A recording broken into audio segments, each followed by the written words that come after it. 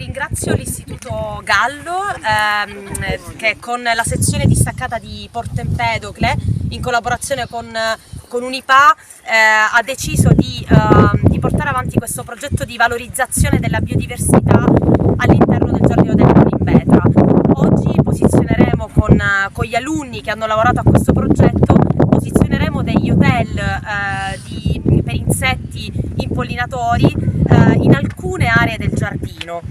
Questo per favorire la crescita di colonie di insetti utili che quindi non danneggiano l'ambiente, e per raccontare ancora una volta l'importanza della tutela dell'ambiente, della biodiversità e quindi del paesaggio, della vita del pianeta. Oggi si conclude un progetto di alternanza scuola-lavoro particolarmente significativo per l'Istituto Gallo,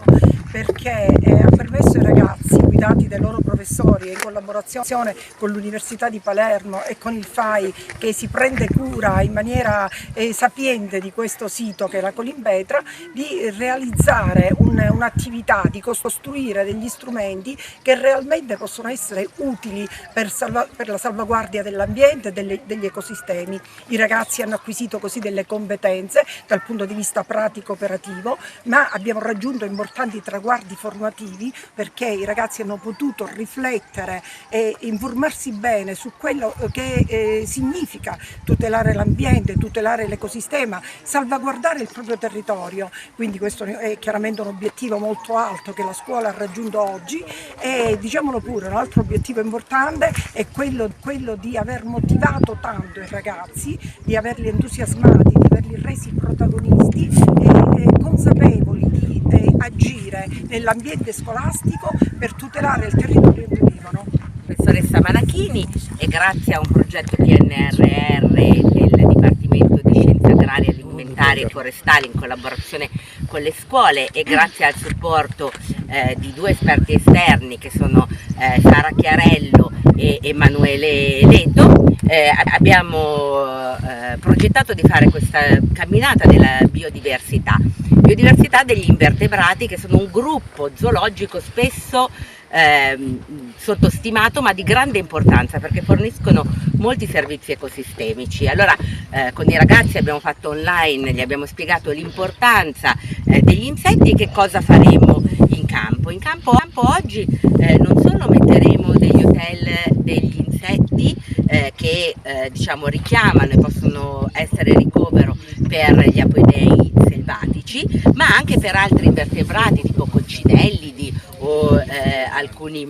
rincoti eterotteri che vanno a cercare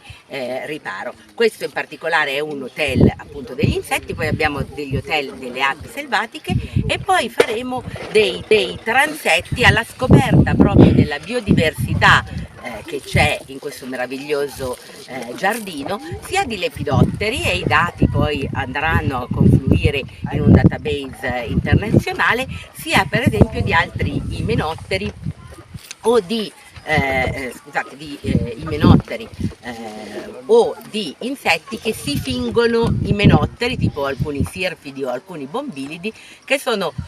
curiosi insetti che fanno finta di essere insetti pericolosi, fanno finta di essere vespe, invece in realtà sono importantissimi perché sono anche insetti utili, perché non solo sono impollinatori ma alle volte sono anche controllori di fitofagi dannosi in agricoltura e quindi magari pericolosi per queste piante. Quindi a tutto tondo vogliamo fargli capire l'importanza degli invertebrati e degli insetti in particolare nel mantenimento dell'equilibrio di un ecosistema. E quindi ringrazio la direttrice di averci ospitato in questo luogo meraviglioso.